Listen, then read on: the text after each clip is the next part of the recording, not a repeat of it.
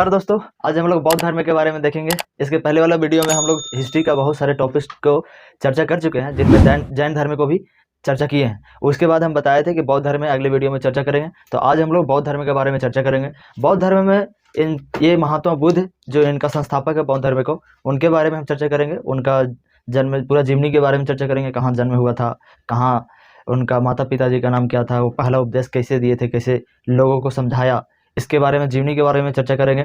दूसरा चर्चा करेंगे कि ज्ञान की प्राप्ति इनका कैसे हुआ, क्योंकि ये एक राजा थे, राजा के बाद ये कैसे एक भिक्षु के रूप में बने, उसके बारे में चर्चा करेंगे। और उसके बाद उनका मृत्यु कैसे हुआ, और उनके मृत्यु होने के बाद बौद्ध धर्म का प्रचार कैसे हुआ भारत देश में, और जहाँ जहाँ भी, श्रीलंका हो गया, नेपाल हो गया, भारत हो गया, चीन हो गया, तिब्बत हो गया, ये सारे देशों में ये धर्म कैसे फैला, तो इसके बारे में हम आज चर्चा करेंगे।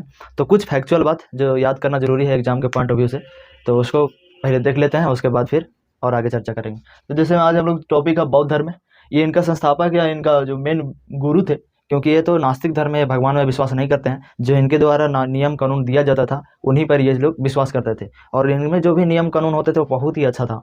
एक बेहतर जीवन जीने के लिए वो सब जरूरी होता है, जैसे सत्य बोलना, चोरी ना करना, ये सारे अच्छे वर्ड्स हैं, अच्छे कार्य हैं। तो इनमें गौतम बुद्ध के बारे में जानते हैं। गौतम बुद्ध, इनका महात्मा बुद्ध वही बोला जाता है। टाइटल इनका जो लोगों के द्वारा टाइटल दिया गया, शाक्य मुनि, इनको शाक्य मुनि भी बोला जाता था। इनका जन्म 563 BC में हुआ था। इनका जो जन्म हुआ था वो स्थान था लुम्बिनी, जो कपिलवस्तु नेपाल में है। अभी नेपाल में कपिलवस्तु लुम्बिनी जगह पे इनका जन्म हुआ था। पिता का नाम था सुधोधन और माता का नाम महामाया। ये जन्म के बाद महामाया मर गई थी, इनका मृत्यु हो गया था। जब ये महात्मा बुद्ध जन्मे थे उसी समय इनका मृत्यु हो गया था। तो इनका पालन पोषण उनका जो सौतेली माँ है या मौसी है, उनको वो किए थे। उनका क्या नाम है? सौतेली माँ गौतमी प्रजापति, इनका पालन पोषण किए थे बुद्ध भगवान का। उनके बाद इनका शादी हुआ, पत्नी। इसका कहानी ये है ना कि जब ये जन्मे थे तभी एक बहुत बड़े ब्राह्मण या कोई होंगे भविष्यवाणी करने वाले, वो भविष्यवाणी किए थे कि ये या तो फिर ये जो बुद्ध भगवान थे, इनके बारे में भविष्यवाणी किए थे कि या तो फिर ये आगे चल के बहुत बड़ा राजा बनेगा, महान राजा बनेगा, या तो फिर ये एक भिक्षु बन जाएगा। तो इसको कंट्रोल में करने के लिए इनके जो पिताजी थे सुधोधन, वो बहुत ज़्यादा इनको कोशिश किए। 16 वर्ष की उम्र में ही शादी कर दिए थे। उनके बाद बहुत सारे ऐसो आराम जो भी राजा को चाहिए वो सारे दिए थे, क्योंकि ये भिक्षु ना बन जाए। लेकिन एक दिन क्या हुआ कि वो अपने राज्य में प्रजा को देखने निकलते हैं, तो उन्होंने 4 ऐसे चीज़ों को देखा जो उनको माइंड को परिवर्तन कर दिया कि लाइफ में ये सब हो क्या रहा है। पहला था उनमें कि एक बूढ़ा व्यक्ति था, जो बूढ़ा व्यक्ति को देख करके इनको मन में क्या हुआ पता नहीं, बूढ़ा व्यक्ति को देखा। दूसरी देखा एक बीमार व्यक्ति को, और तीसरी देखा एक लाश को, एक मृत्यु होकर के लोग लेकर के जा रहे हैं। और चौथी देखा एक भिक्षु को, जो ये सारे दुनिया से कोई मतलब नहीं होता है, वो अपने आप में मग्न है, वो अपने आप में आनंद है। तो ये इन चारों में से एक भिक्षु बनने का ये सोचे और अपना घर से ये गृह त्याग कर देते हैं।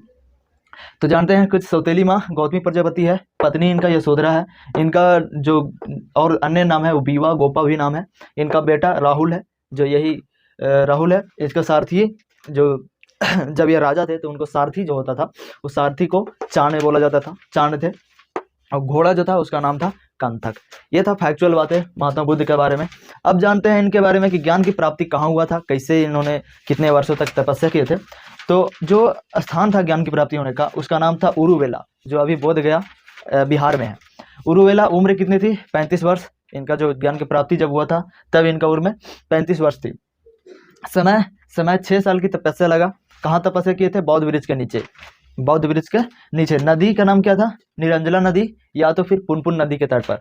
ये नदी एक ही है, दोनों नाम है, 2 नाम है, निरंजला नदी या पुनपुन नदी के तट पर इनका मृत्यु हुआ 483 BC में। कुशीनगर एक जगह है, वहाँ पे इनका मृत्यु हो जाता है।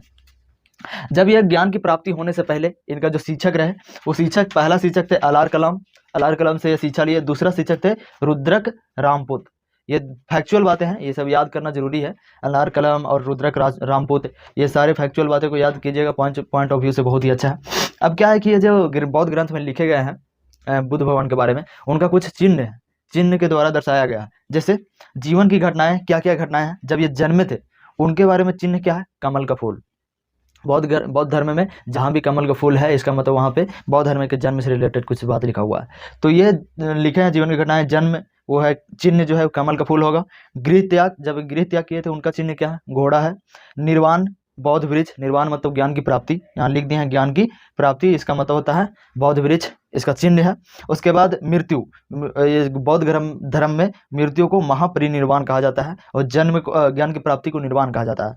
तो महापरिनिर्वाण का जो चिन्ह है वो स्तूप है। और एक और यहाँ पे है चिन्ह, जो पहला उपदेश ये दिए थे, लोगों को समझाए थे, ज्ञान की प्राप्ति होने के बाद लोगों को समझाए थे।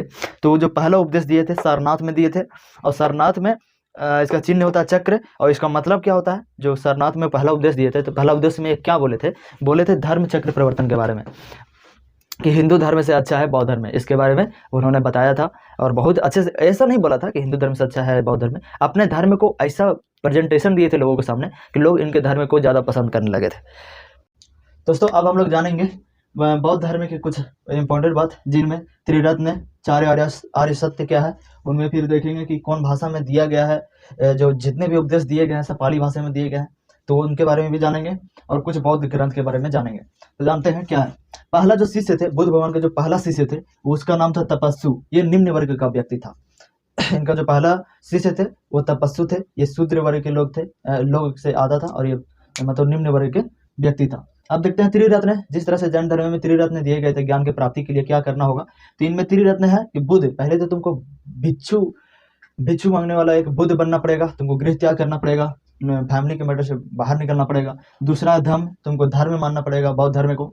उसके बाद संघ, तुमको एक बौद्ध धर्म के संघ में रहना पड़ेगा, कम्युनिटी में रहना पड़ेगा, तो आपका ज्ञान की प्राप्ति हो जाएगी बौद्ध धर्म के बारे में। उसके बाद चार आर्य सत्य, इनमें लिखे गए हैं दुख समुदाय, दुख निरोध, ग्रामीणी प्रतिपदा। एग्जाम के पॉइंट ऑफ व्यू से बहुत अच्छा है, इसको याद कर सकते हैं। उसके बाद ज़्यादातर उपदेश जो बुद्ध भगवान और उसके शिष्यों के द्वारा जो उपदेश दिए गए हैं, लोगों को सिखाए गए हैं, वो ज़्यादातर पाली भाषा में दिए गए हैं। उनमें बौद्ध ग्रंथ कौन कौन है? बौद्ध ग्रंथ अभी फेमस 2 ग्रंथ हैं, जिनमें जातक कथाएं और मिलिंद पन्हो एक नाम का ग्रंथ है, वो है।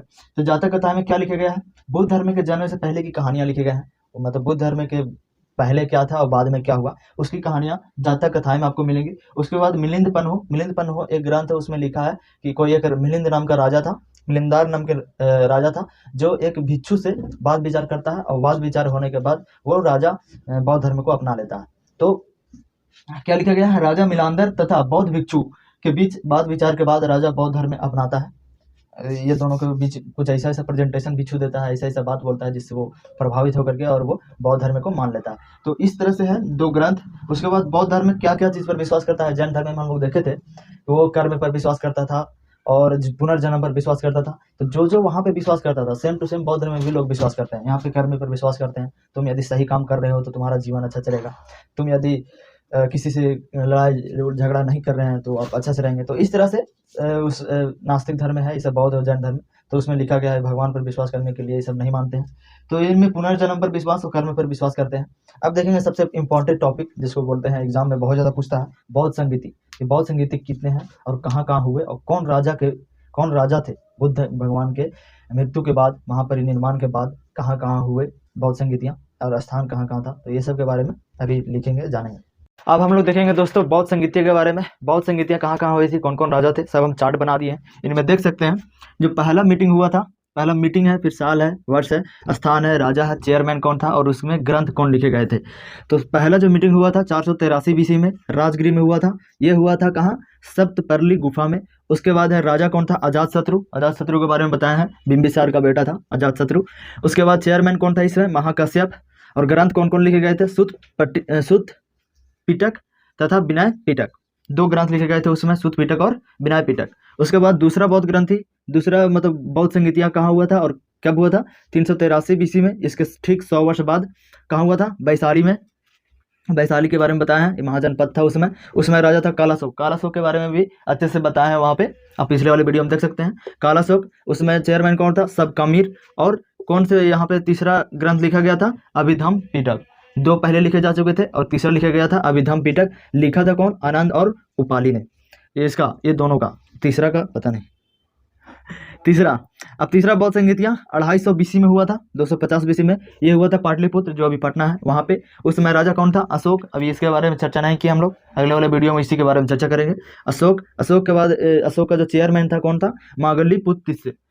चेयरमैन का नाम थोड़ा हार्ड है लेकिन याद करना जरूरी है। मागल्लीपुत्र तिस्से, इसका नाम था चेयरमैन का। इसमें कोई भी ग्रंथ नहीं लिखे गए थे। इसके बाद है चौथा, इसमें कौन थे? 72 ईस्वी में ये लिखा गया था। 72 ईस्वी में मतलब ये संगीतियाँ हुआ था। कुंडल वन जम्मू कश्मीर में। राजा कौन था? कनिष्ठ। और इसका जो चेयरमैन थे ना वो दो थे, एक था चेयरमैन वसुमित्र और दूसरा वाइस चेयरमैन था अश्वघोष। इन्हीं के देख रेख में ये संगीतियाँ हुआ था। यहाँ पे अभी कोई भी ग्रंथ नहीं लिखा गया था। तीन ही ग्रंथ है मेन रूप से, सुत पिटक, विनय पिटक और अभिधम पिटक। यह तीसरा अभिधम पिटक बाद में ऐड किया गया इस ग्रंथ में। तो आज इतना ही तक, आगे देखते हैं हम लोग।